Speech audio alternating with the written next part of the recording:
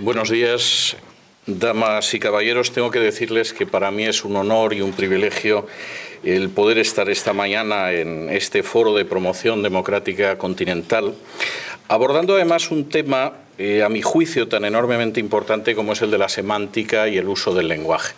Obviamente, en 15 minutos esto va a ser un vuelo de pájaro, y un vuelo de pájaro muy rápido.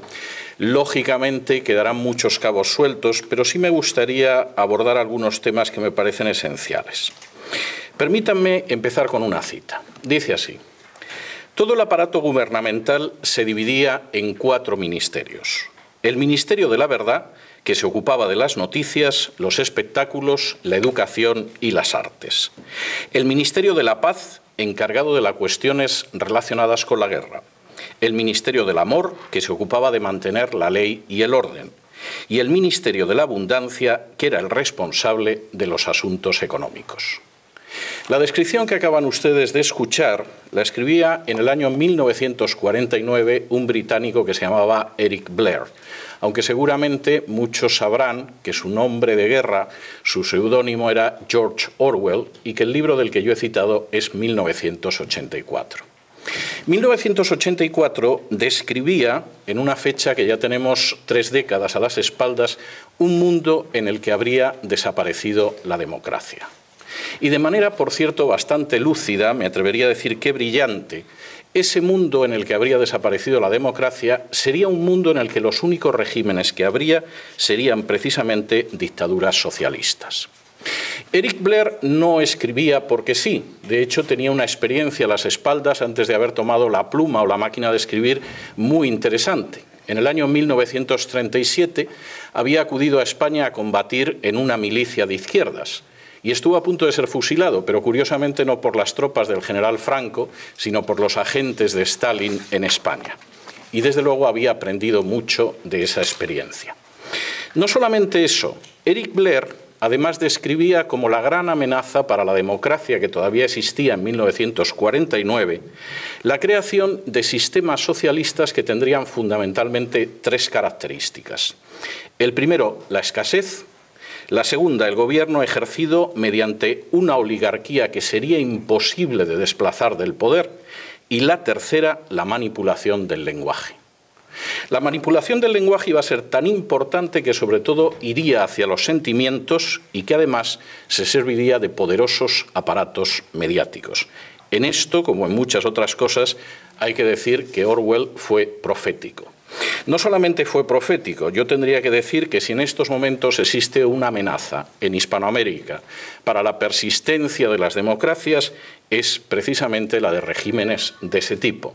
Regímenes de carácter socialista, en los que abunda la escasez económica, en la que el gobierno está formado por una oligarquía que no tiene la menor intención de verse desplazada del poder y en el que se utiliza una forma de lenguaje, el double talk que decía Orwell, ese lenguaje doble que únicamente es la mentira.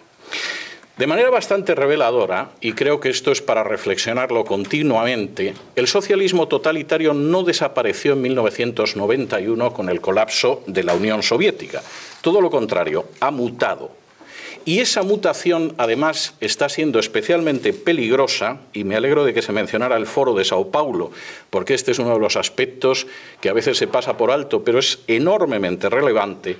Ha mutado con visos de extenderse, sobre todo en países que sociológicamente son católicos, y esto por una serie de razones.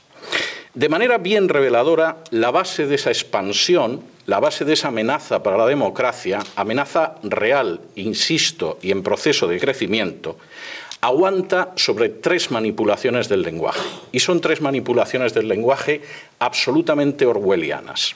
La primera, la guerra es la paz. Esa es una antigua historia, una antigua propaganda que viene de la Unión Soviética. El pacifismo era absolutamente soviético, aunque invadieran Hungría en 1956 o Checoslovaquia en 1967, y el pacifismo era una gran arma, sobre todo si no era pacifismo real, sino un pacifismo que sirviera para desarmar a las democracias.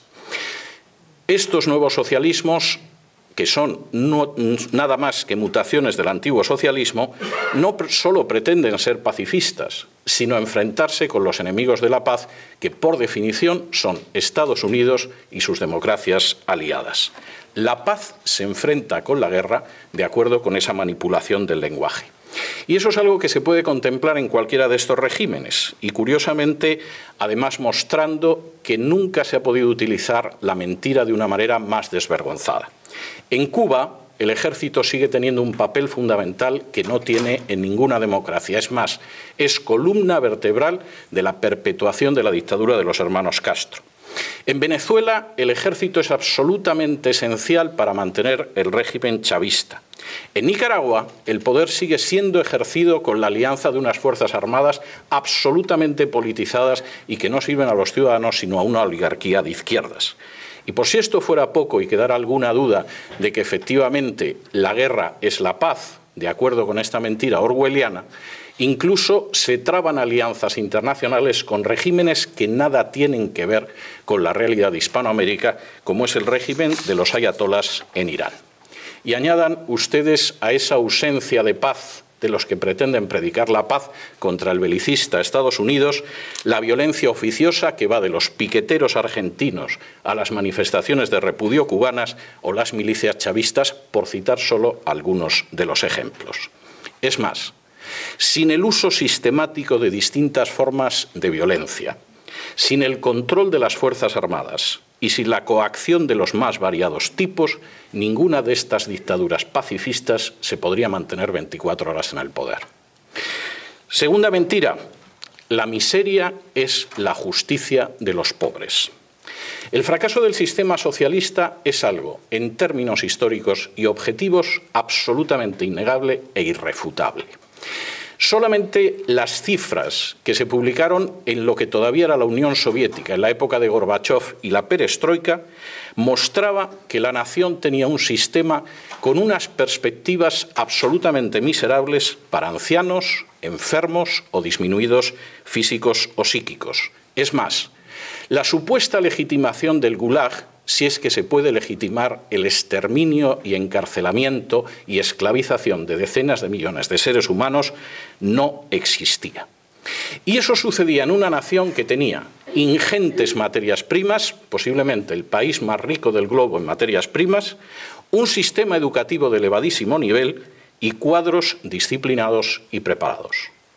Asuman ese mismo sistema en naciones como Cuba, Bolivia, Venezuela, Ecuador, Nicaragua o Argentina, que ni tiene esa riqueza, ni esos cuadros, ni ese sistema educativo, y a nadie le sorprenderá la miseria. Pero el recurso a la mentira resulta obligado para disfrazar la miseria y la mala gestión de justicia para los pobres. Los ejemplos son muchos, no me puedo detener en todos ellos, pero por ejemplo, es la insistencia en culpar de todos los males económicos de las naciones de Hispanoamérica al régimen capitalista, cuando es muy dudable que en la mayor parte de Hispanoamérica, con las excepciones y los matices que ustedes quieran, haya habido jamás un régimen capitalista.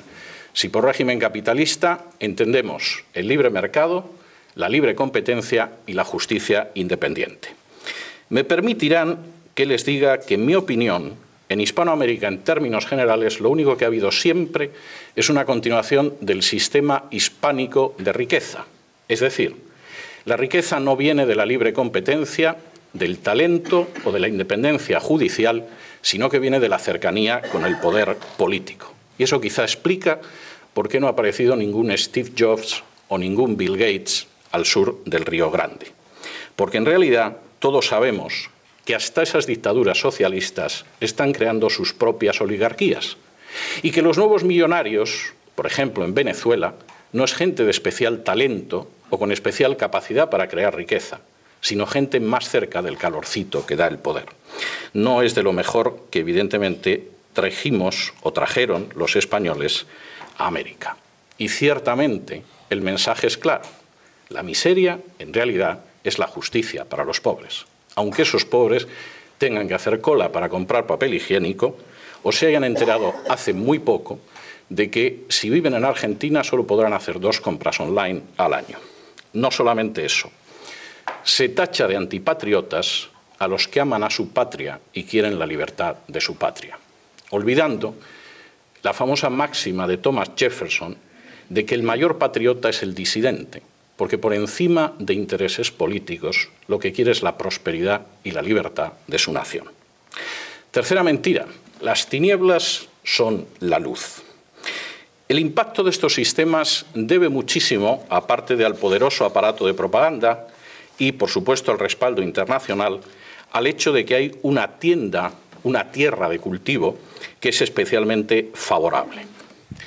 Naciones que han sido maceradas desde hace décadas con conceptos y términos como la opción preferencial por los pobres, o el asistencialismo, o el recelo hacia la economía de mercado, que han padecido, permítanme que utilice ese verbo, la teología de la liberación, eran cultivo abonado para que en un momento determinado creciera la planta siniestra del socialismo totalitario. Y esto era claro ya en los años 70.